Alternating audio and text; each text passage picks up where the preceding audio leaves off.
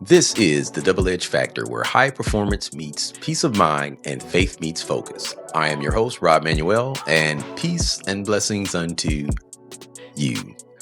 Before we get going, be sure to like, follow, and hit that subscribe button because the more positive interactions you put out there, the more they push this podcast to people who've never heard it before, which of course will allow us to grow, reach new ears, and have a greater impact on more people around the world. So, if you don't mind, go over to www.rodmanuel.com. That's RODMANUEL.com. Join that email list and remember to like, follow, and subscribe. All right, let's get something straight. Most people think their brokenness is a liability. They think that their imperfections disqualify them. They think that the cracks in their character, the mistakes in their past, and their bruises nobody even knows about, or the reason that they can't reach the life they want. But here's the truth. Your brokenness is not your burden. It's your birthplace. Your imperfections are not the limitations. They are actually your ignition. You see, every warrior has scars. Every champion has losses. Every believer has a moment where they said, God, you sure you meant to pick me? And what I've learned that through coaching leaders, performers, and people fighting silent battles is that areas you're most ashamed of are often the exact places God plans to launch your greatest growth. Your brokenness isn't the end of your story. It's actually the beginning of your fight. Let me take you to a story that captures this perfectly. The story about my man Gideon. See, when the angel of the Lord shows up, Gideon is hiding, literally in a wine press. He's afraid, insecure, convinced he's the weakest in his family and the least in his tribe. He's broken, he's uncertain, and insecure in every way a leader shouldn't be. Yet the angel calls him mighty man of valor, not broken, not insecure, not unqualified, but mighty. But here's the part that most people miss. God didn't wait for Gideon to fix himself. He used Gideon as he was, imperfect, doubtful, wounded, unsure. And why? Because God doesn't need perfection. He just needs willingness. And Gideon's brokenness became the very thing that fueled his fight.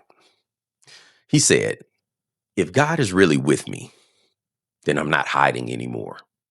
And that's when everything changed. Some of you listening right now need that same shift. You don't need a new personality. You don't need a flawless past. You don't need perfect conditions. You just need the courage to let your brokenness become your fuel.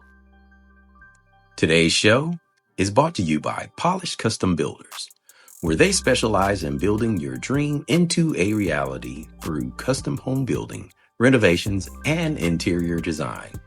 Check them out at polishedcustombuilders.com, where the most beautiful house in the world is the one that you build yourself. Here's the truth. Brokenness, it makes you hungry. Imperfection keeps you humble. Imperfection keeps you surrendered. And imperfect people fight harder because they know what it costs to rise. You don't grow from your polished moments. You grow from those painful ones. You fight harder when you've been overlooked. You train harder when you've been doubted.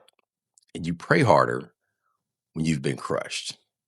And you move a little differently when you know what it feels like to lose your grip. Because brokenness, it just builds fire. But here's the key. Brokenness only fuels your fight when you stop running from it and start learning from it. Let me say that again. Brokenness only fuels your fight when you stop running from it and start learning from it. You can't conquer what you're hiding. You can't heal what you refuse to face. You can't grow past something you pretend doesn't hurt. But the moment you say, I'm imperfect, but I'm still called, I'm damaged, but I'm still chosen, I'm cracked, but I still have purpose, that's when your fight wakes up. Let me give you some real everyday examples. The entrepreneur who failed twice. But you see, the failure humbled him. It taught them discipline. It forced them to sharpen their systems. It made them an eventual success, stronger than it ever could have been. Number two, the parent who didn't grow up in a healthy home. Their brokenness fuels their fight to create a new legacy, to break cycles, to build what they've never had. Number three, the believer who made mistakes they're ashamed of. They're the ones who often serve the hardest, love the deepest, forgive the quickest because they know mercy personally. Number four, the person battling insecurities. They become the most compassionate leaders because they know exactly what it feels like to struggle quietly. Brokenness becomes power when you let God breathe purpose into it. Here's what I want you to do this week. Identify one broken area you've been avoiding. Name it and say it out loud. Then define how it shaped your strength, not your shame, but your strength. Then three, commit to using it as fuel.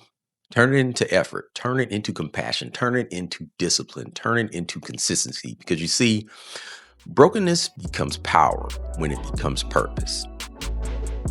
Until next time, stay intentional, stay grounded, and remember, your brokenness isn't your barrier, it's actually your battle cry. This is Rod Manuel with the Double Edge Factor. And if this episode added value, clarity, or even one push you needed, share it with just one person.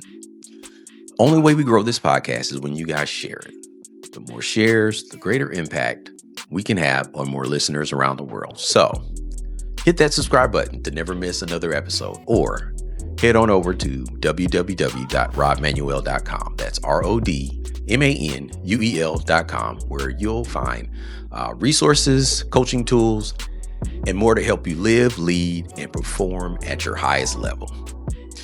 You can also order my latest book, Faith on Demand, which is also available on Amazon, as well as other exclusive content.